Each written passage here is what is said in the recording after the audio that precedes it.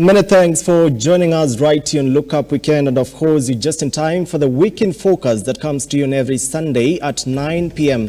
And of course we discuss matters that have happened throughout the week, and of course today we look at the corruption in government, and of course we also look at Ruto's trips outside the country. We'll also look at Kindiki vetting of bars that is in a mid about the illicit brew crackdown in the country, and of course we'll look at the NTSA resolutions by the Transport Cabinet Secretary Kipchumba Murkomen on curbing road carnage in the country. And of course tonight, to discuss it for you viewer, with me in studio is Muthoni Nyaga, who is a governance and Africa development enthusiast from Radco. Many thanks for coming. Thank you so much for having me here, Matava. Thank you. Great. Yeah. So we'll be coming to you and of course shining some more light on the corruption in the country and what EACC has been able to do so far. Before that, we look at a new report just on the corruption in government, a new report compiled by the Ethics and Anti-Corruption Commission, that is the EACC, detailing how deep-rooted corruption is in the country, reveals that the average bribe paid by ordinary Kenyans for services, whether at government ministries, the county government, or even other state agencies, now has gone up from 865 in 2022 to 11,625 in 2023. This means on average, the report shows services seekers paid the largest amount of bribe at the National Transport and Safety, NTSA, and then again, which amounted to 81,801 shillings. Then the judiciary, service providers, rather service seekers, paid 49,611 Kenyan shillings. And of course, the third ranked corruption space is the Kenya Bureau of Standards, where a service seeker would pay 40,000 Kenyan shillings. Now, in a decisive move to tackle the rampant corruption in the country, the government has intensified efforts by closely monitoring senior officers' accounts and assets as well. Just according to the head of public service, that is Felix Kosgei, more than 25 billion Kenyan shillings of money lost to graft cases have hampered service delivery in the country. And of course, now shifting to the President William Ruto's trips, the President William Ruto has continued to clarify that his much questioned frequent trips abroad have attracted ridicule from a section of Kenyans. And Ruto reiterated that his numerous state visits are for benefit of Kenya's growth and should be not misinterpreted as luxury excursions. Now, since taking office in September 2022, President Ruto made about 50 journeys abroad. This is an average of more than 3 trips a month, comparing to his predecessor, President Uhuru Kenyatta, who on average made 1 foreign trip in a month during his tenure. All this said, Ruto says that the trips will now see more Kenyans leaving to work abroad due to the bilateral agreements, of course, he has managed to ink, a move he believes will cure the ballooning unemployment levels in the country.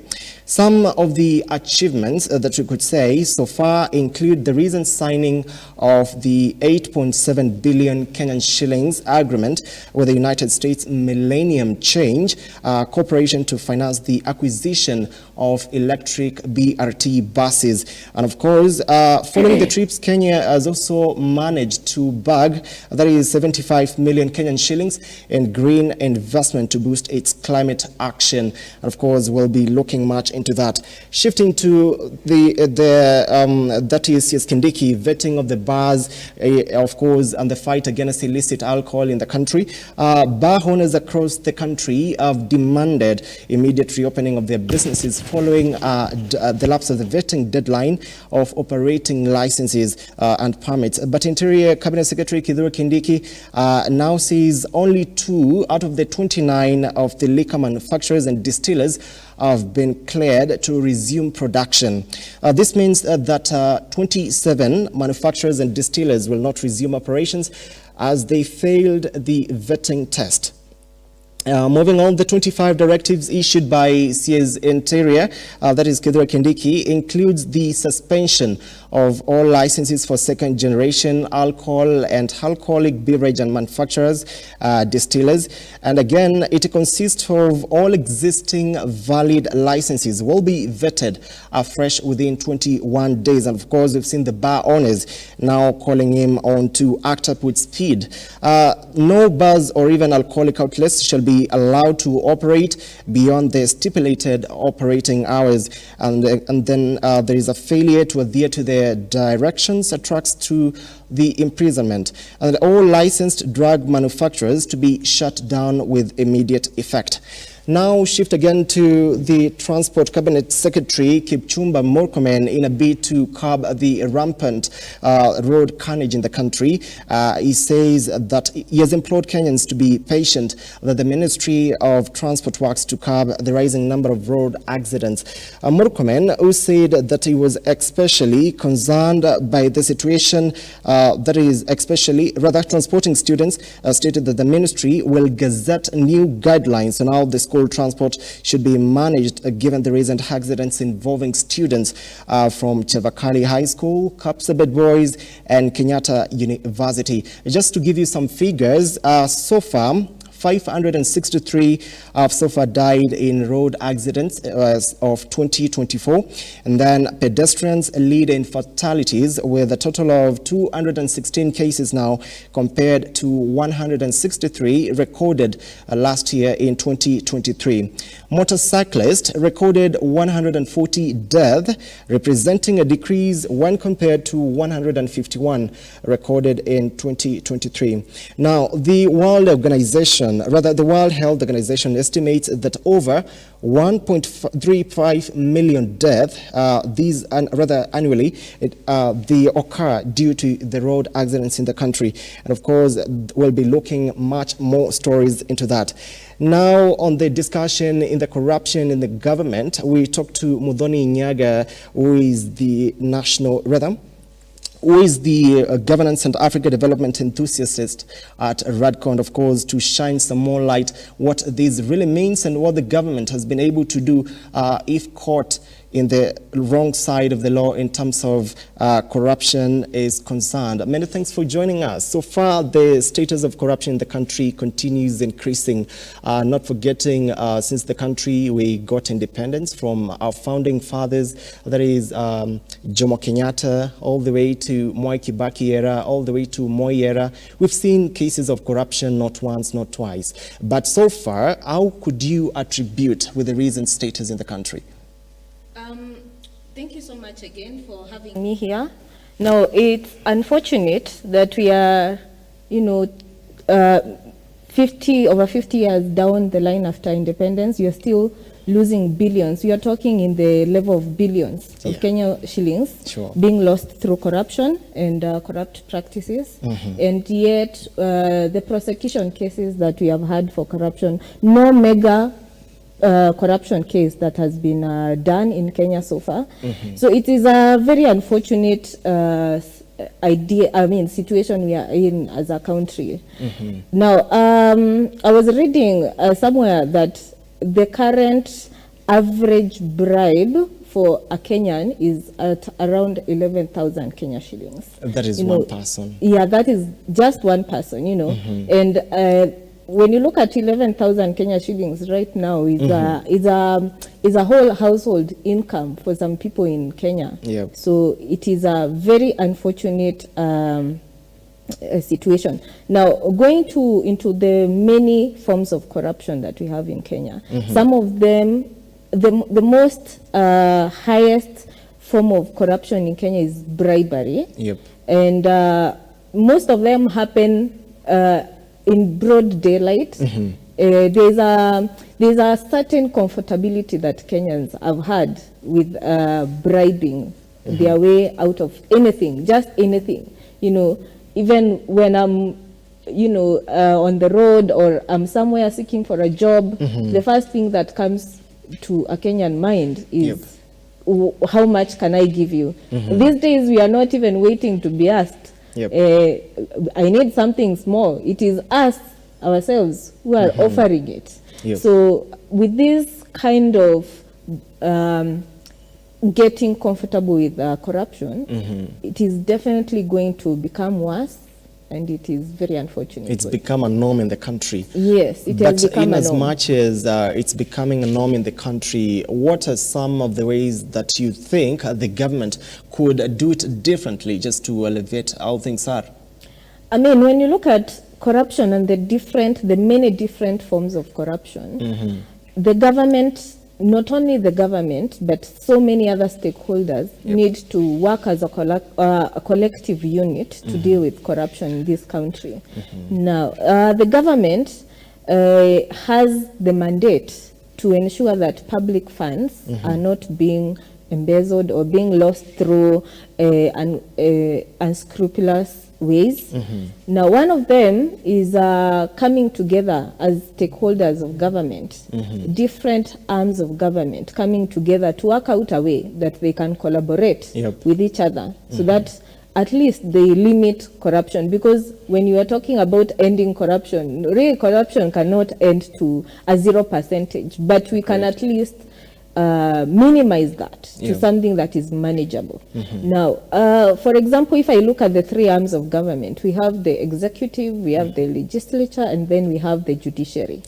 Now, the three of them need to come together, and this one cannot be done on government level. We cannot deal with corruption if the three arms of government are not working in collaboration. Now, for example, the judiciary can be empowered. The judges can be empowered. We can employ more judges. We can build more courts, you know, to deal with, to expedite corruption cases. You just mentioned something to do with the judiciary, but do you think with the current situation, the judiciary is really independent in terms of discharging its duties as mandated by the Constitution? I don't want to preempt based on, you know, Kenyans have this thing of preempting what is happening behind closed doors. You know, we operate with a lot of feelings and, you know, juxtaposing our experiences with the ones that we have known. So I cannot sit here and say that, you know, judiciary is unable to deal with corruption or it is not independent. But we have seen efforts, especially from the CJ, who has stood her ground when it comes to matters how she interacts with the executive. She has stood her ground and said, you know, this is the way judiciary does things and this is how they are going to be done. And it's only not her, you know, she has empowered the judges around her, and we are seeing a form of, you know, fruits from the judiciary systems and operations in terms of, you know, the many cases that we take to judiciary, be it criminal or in this case corruption. Although we have not seen a mega, you know, prosecution of a corrupt case or a corrupt individual, it is noteworthy to see that, you know, cases are brought to the judiciary and they deal with them. At the end of the day, I think for me, most of the judgments and rulings that I hear are, you know, there was no enough evidence to support why we should, you know, prosecute this person. So I don't think really the judiciary is failing as much as Kenyans we would like to associate it with failure. But I think if the different people, stakeholders, collaborate. For example, the EACC, they need to also pull up their socks in terms of how they present cases and evidences. You know, you can't present halfway. Even if I saw you stealing, you know, a judge will not make a ruling based on I saw you stealing or whatever is in the news that is making Twitter headlines. That is not what the judges use to prosecute people. It is evidence that is brought to the table. The other day, the head of public service, that is Felix Kosgei, said they move to recover 25 billion Kenyan shillings that have been occupied by some of the politicians in a bid to end the graft cases. So do you think this crackdown would really yield something?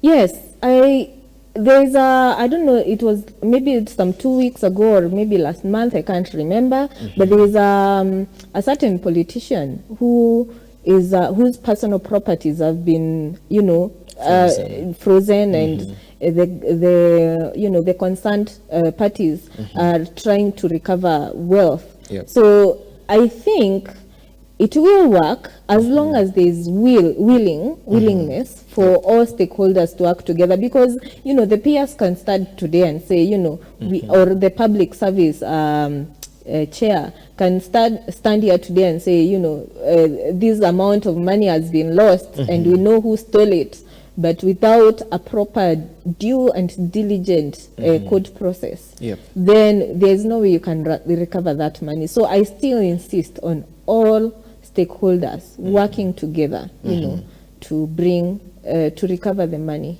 But I believe where we are at where we are at Kenya, people are the young generation calls it woke. People are woke. With the devolved government, it is very easy for you to follow up projects that are initiated even at the ward level. If your MCA comes and says 10 million has been assigned to Maram this road, 3 months down the line, and maybe I'd given a timeline of 2 months, 3 months down the line, no Maram has been done, then you have the right to go and ask, where did that money go? You assigned money to this road, nothing has been done. So also it is not only government, it is also us, the people. Great. Now you just mentioned that. What are some of the persistent measures, or rather action, that you think we are doing as Kenyans to persist bribery and corruption in the country? First of all is we want to get where we are going very quickly. So we are prone really to giving out bribes. As I said earlier, these days, long ago when I was in maybe high school, I'm still a young girl. When I was in high school, I was hearing people saying, you go somewhere in an office, you are asked, I want something small, see me in this and this way. And but for that matter, by the interior sector is leading. And in these days, we don't even wait for someone to tell you, give me something small. You yourself, you're offering, is it 5,000? Is it in whichever spheres of life we are? And it's very unfortunate that especially the youth of this country, we are promoting corruption. We are promoting corruption by giving out these bribes to get to where we are going fast, rather than following the due process. And the repercussion of that is that we affect not only ourselves, we also affect the incoming generation of the young people that are still in school. If a child sees you today that you are driving along the road as mother and father and the children, they see you being stopped, maybe, for careless driving, and you're giving 500. Whatever is ingrained into that child's mind is that, I have to give something so that I go on my way. So it has to start with us. Everything that we complain of has to start with us, especially corruption. And another form of corruption actually is the procurement processes have been so flawed that anytime I watch the news and I hear people, in a ministry, you can have different people saying, I do not know who took the money, or I do not know where the money went, or I do not know when the money was taken.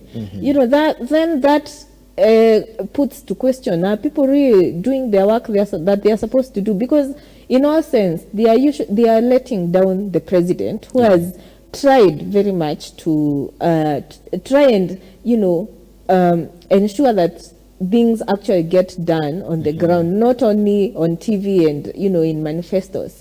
So Great. Now, with the corruption and many cases of graft cases being a backlog in our courts, how do you think this is affecting the economy of the country?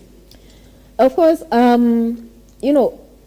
there is a backlog, a huge backlog in judiciary. I once worked for judiciary, and I know there's a huge backlog, and there is no manpower of judges and magistrates to deal with the very many cases of corruption. And I would like to first of all say that when we hear the word corruption, it does not only mean 20 billion lost, 4 billion lost. No, it also means that 40,000 Kenya shillings that you gave, and maybe someone booked you in a police station, and now you are in court. Also, those cases are also part of the backlog. Now, how does it affect our economy? Yeah. For example, I can allude to the fact that we have around 600 counties have around 630 million Kenya shillings in pending bills. Yeah. And if you go to governors, most of them are saying, these are ghost projects. We do not know what the former governor did, or even if the They're governor, blaming their former even regime. if when the governor is the one that was still there, Yeah. they are saying, I do not know where these bills are coming from.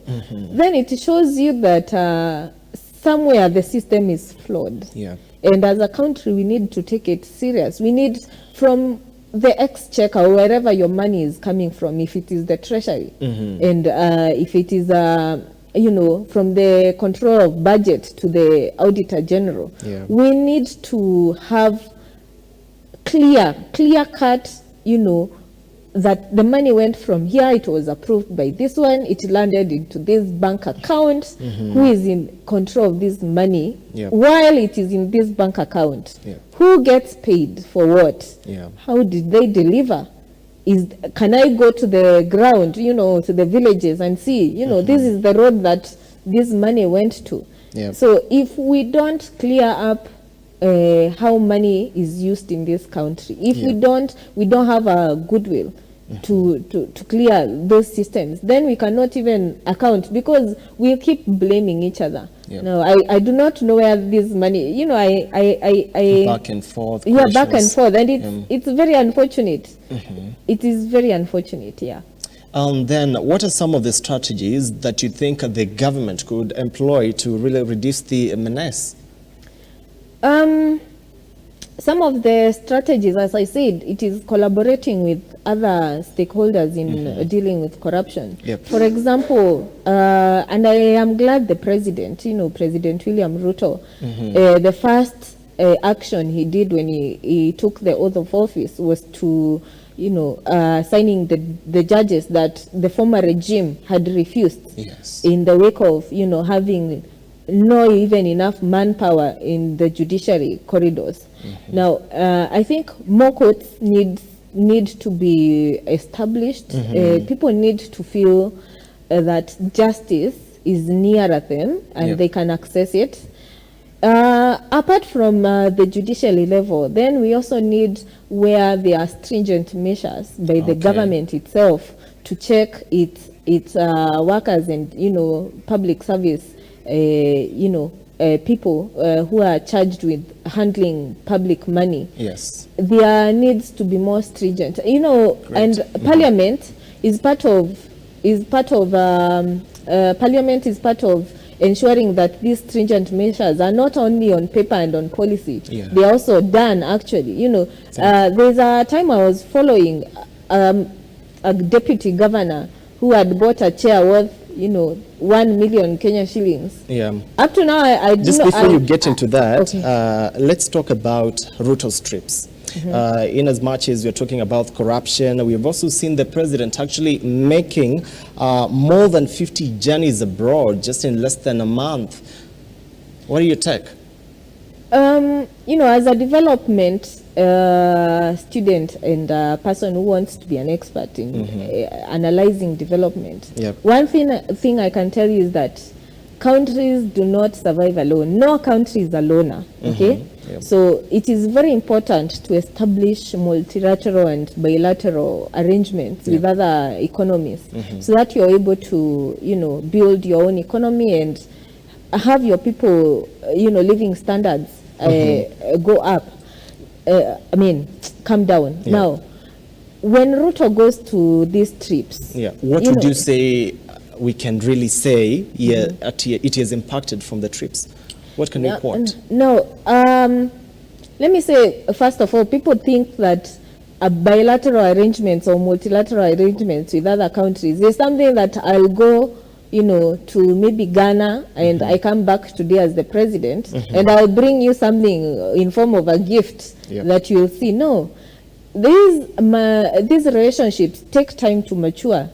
therefore we must be patient. Yep. And for me, I think the president, in fact, visiting a lot of African countries, you know, it shows that there's and part of the African arrangement is the African Union is to strengthen the relationship between African countries. You know, at a time where Africa is trying to define its space in the global world, and we no longer, there's this awakening in the African governments that we no longer want to be under, you know, everything to rely on the West. So I think it is very commendable to, Right, you so- know, have these relationships with our neighbors. Yeah. Great. Now, just to give a focus on what is happening this week, and of course what we shall be following up on, we'll be looking on the fate of doctors' strike now, with President William Ruto calling on them to resume work with immediate effect, and of course inviting them to the table for an agreement to see off the strike. And of course this week as well, we'll be looking at the NADCO report status, and how the Parliament, which is back now after 2 weeks recess, just for the Easter holidays, we'll be having a sittings to discuss about the bills in the NADCO report. Also this week, we'll also look at Nakumiche, that is the impeachment process, with Embakasi MP Babu Owino writing to the National Assembly to have Nakumiche impeached against the healthcare, rather the health sector, the health services in the country. And of course, we'll be looking at Ruto's campaign for Raila Odinga, that is on Wednesday. While in Ghana, Ruto secured support for Raila Odinga in the bid for chairmanship on the African Union. And of course, we mentioned about one of the achievements that President Ruto's trips has made is all about making bilateral and multilateral engagements and agreements with other countries. And of course, we'll be looking at those stories in the next week, and of course in the Weekend Focus.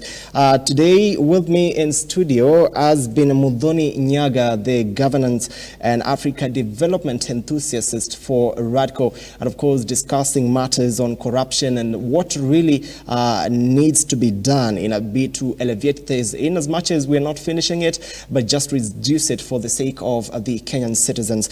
And that is it from the Weekend Focus right here from the desk. Many thanks for watching. Those that made this discussion a success, we are saying thank you, and of course we'll look forward to see you again, and engage us on our socials at Lookup TV. Let us know what you think could be making the headlines, and of course we'll have us discuss it right here on the Weekend Focus. Thank you so much for watching. My name is John Matava. Please have a very fantastic week.